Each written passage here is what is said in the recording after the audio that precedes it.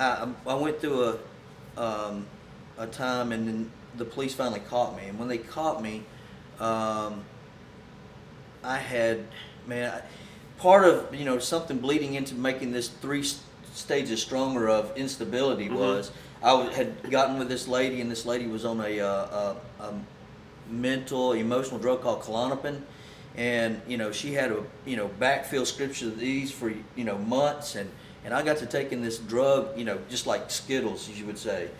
And so you can imagine I'm just, kind of out of my mind already, but then I'm influenced by, a mind, psychological, emotional drug, and just taking them just by, and this string went on for about 2 weeks. Well, finally the police, they pulled me over. I was driving, and of course the custom back in those days was when you got pulled over, you didn't just get out and you put them on a little run, and so I did that. And they caught me and drug me in, and when I went to jail, I mean, there was just something within me. I don't know if, demon possession and spirit. There's a lot of untold stuff in the scripture, but there was obviously something speaking to me in a very. I kind of just felt like a wild animal caged, honestly. And I just felt like there's no way. I was looking at 3 years. I thought there's no way in the world I can stay here for 3 years. No way possible. You got to do something. Just hear this voice. You got to do something. You got to do something. And so my move was to tell the jailers, because early on I had already had some suicide attempts in my life, and so I thought, I can use that as a card, as leverage. I'll tell the jailers that, and maybe they'll take me back to the mental hospital. That'll give me a room to space to run again. And so it didn't happen like I planned. Matter of fact, I told the jailers, and they came back and they called my name. And they said, "Get your stuff." And I thought, wow, it worked a whole lot easier than I thought, Well, then I got all my stuff, and they threw me in a cell. It's like a 4x6 cell, nothing but steel and concrete, called the Hole. And it just had a door where they fed you through the door. And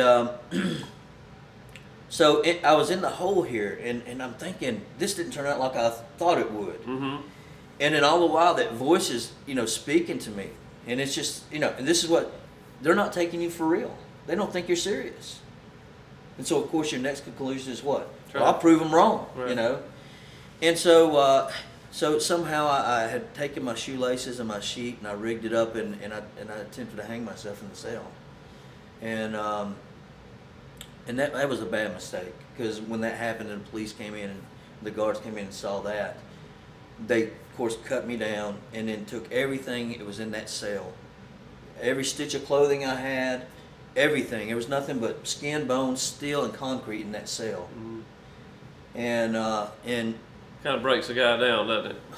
Yeah, that's an understatement, brother. You'd have to be there to experience to understand the depth of that. Right. But anyways, so here I am, and in the guards. At that time, I was completely out of my mind. I'm sure part of it was withdrawals from that drug, and part of it was just demonic influence in my life, and I was out of my mind. I beat the cell. The people who were back in the cell, who weren't in the hole with me but were nearby a cell, they hated me because I kept them up all night.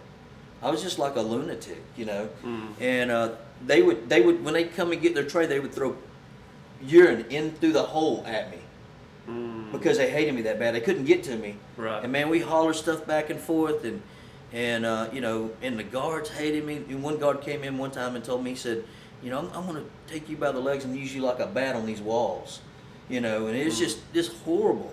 And so the guards, what they did do, because they couldn't physically harm me that way, they turned the air conditioner totally cold.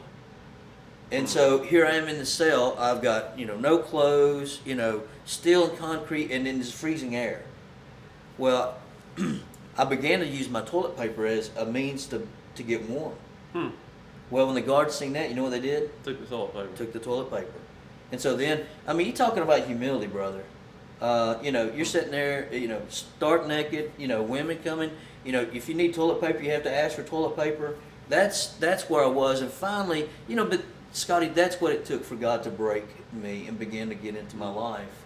You take somebody from back there, their life is so out of order, so chaotic. How can God ever reach a person like that? And it's by breaking. God has to break us. And so that's what he was doing in my life. And so I was sitting there in this cell, in this condition. I'd been in this condition. I couldn't hardly sleep because I was so cold. I only took like 10-minute naps just from kind of passing out from just not sleeping. It's exhaustion.